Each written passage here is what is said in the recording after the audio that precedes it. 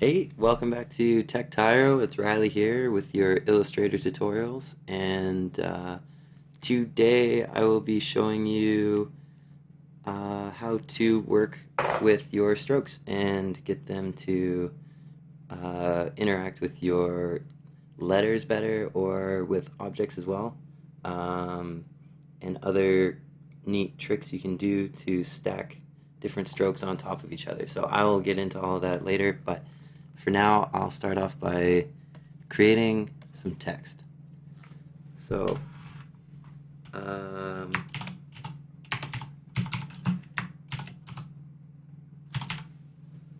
shameless plug here. And for your letter boxes, just as a start, if you want your letterbox to be restrained within a certain dimension, you can drag out your letterbox, or if you just place your letters,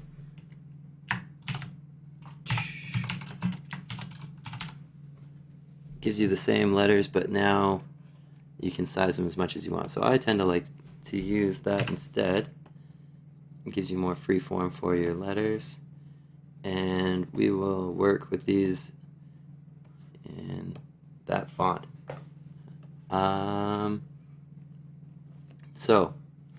Working with strokes. Right now, if you edit your strokes, it edits it uniformly all along the outside. I'll give it a different color. So it just stacks on top of the letters, and if you take a look at how that changes it, it usually just builds out from the actual text spline, which is the vertices binding the object. And we will take that off. So if you take a look at how that it stacks on top of it, it kind of goes in and out at the same time. But I will show you how to make that go just out from the letters so it doesn't shrink the inside. We will start off by creating outlines. So now that I've created outlines, they're fully tweakable. You can edit your letters as much as you want. It gives you free range of shape. And I want to add gradient scheme to this and have it pop. So first off, I will use my select tool, not my direct select, and I did that by clicking V. We will pull out the appearance tab. So I'll go to my view window and pull up my appearance. Click on here, and we're going to add a new stroke. So when I add a new stroke now, this is the stroke that I'm editing within here. We will take the original stroke and make that disappear. Go back to my appearance tab, add a new stroke, and this stroke will be a greenie.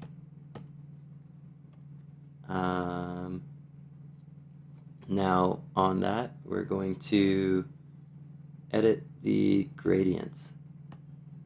So the gradient will make the stroke disappear in the middle and stay on the outside. We'll thicken the stroke here, and now you see that it washes out the text a considerable amount. How we'll fix that is we've got 5 points on the stroke here. We're going to go under the Effects tab, select Path, and offset it. What this does is it offsets the stroke, it branches it out more, and expands it from the object. Right now the computer's set to inches, so everything you do is going to be wagered in inches, but it converts each measurement for you automatically. So if you only know points, you can type in points, just finish off with a PT, And this is really useful when you are comparing your uh, point count to a regular inch scheme. It gives you the actual measurement. Not that you have to memorize that. You can always type in points and it'll just fix it for you. Meter limit, don't worry. Select preview, and it shows you how far out it comes out.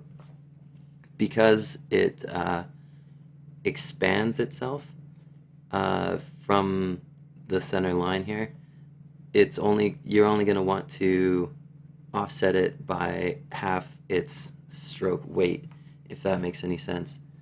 I'll show you here. So half of the 5 point would be 2.5 points. And now it sits flush with the text. We'll select that. And right now we're having a little bit of overlap. So under the stroke here, we can, under the appearance tab, we can take the stroke and drag it underneath the fill, which will be, we'll take the fill, make that black, and drag that guy on top. So I'll do that again. You have to have it selected for that to work. We'll do black fill, drag this guy on top, and now that sits on top and the stroke is behind it.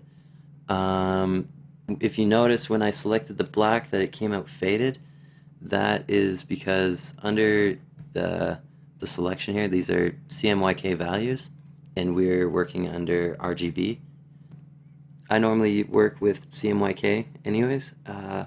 If you are working under CMYK, it does come out as true black. And if you want to work with a final image in the JPEG, it might come out differently. The easiest way to do that would be to switch under your edit, preferences, or color settings here, and change it to RGB profile. Or under Photoshop, you can convert the image between web colors,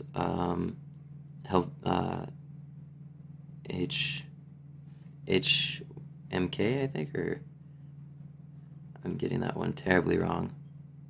And RGB, CMYK, all those. So there's that. So now we'll focus back on the text here. We've got the outer stroke here, blending across, and what we're going to do with this is give it some more depth. So we'll select the type and also change the fill between black and black.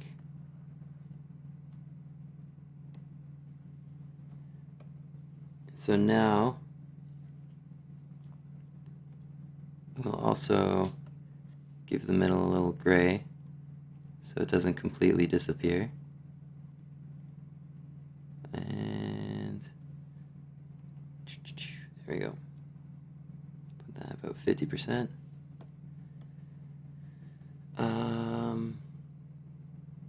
And I'm going to stack the strokes on top of each other, give it an outer glow.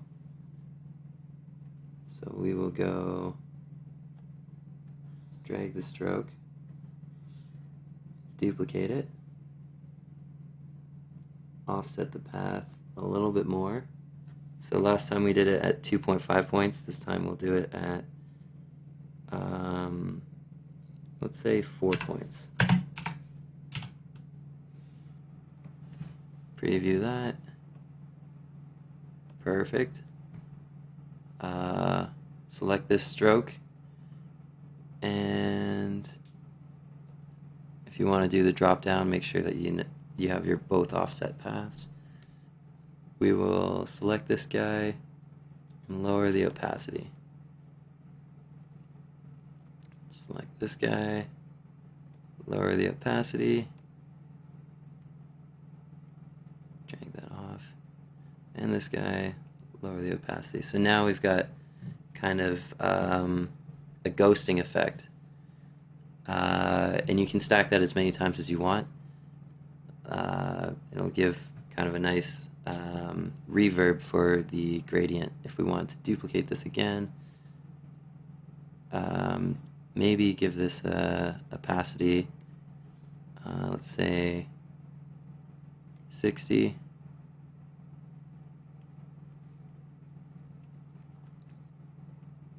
And 60.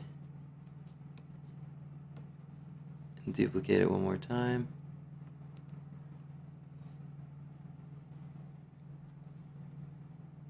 Offset the path.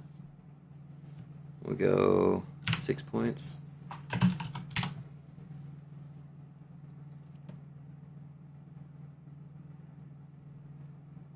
And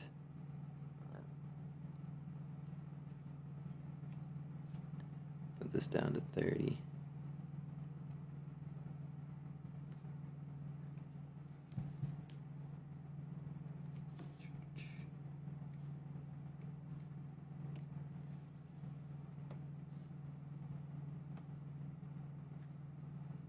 I wonder if that did anything.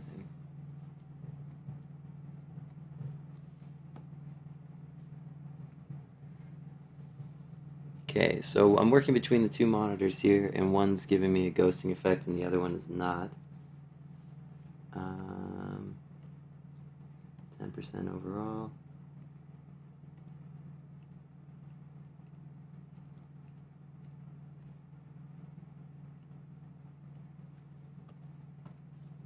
We've got our offset path here. Try it in 7 points.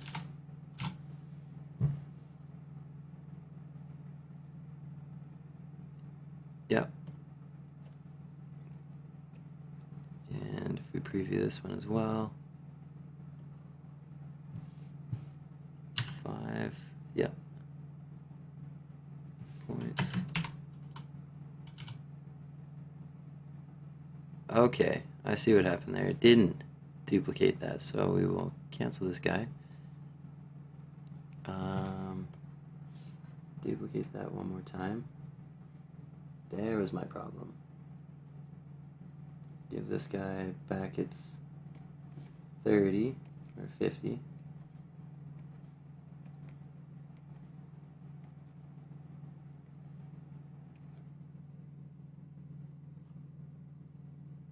And then offset that.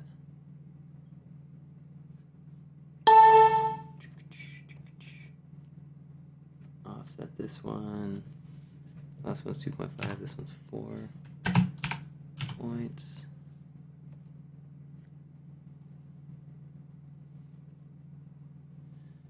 And there's our final image. Kind of a reverb ghosting effect with gradients and stroke stacking under the appearance.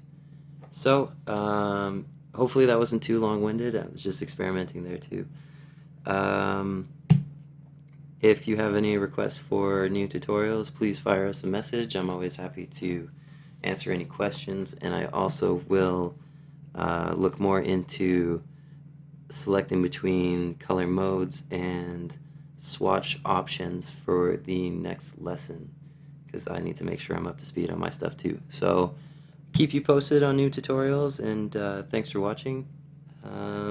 Be sure to follow TechTyro on Twitter or Facebook for new updates from other members. We work with web design, 3D, and Photoshop, so we're always happy to help. Thanks again.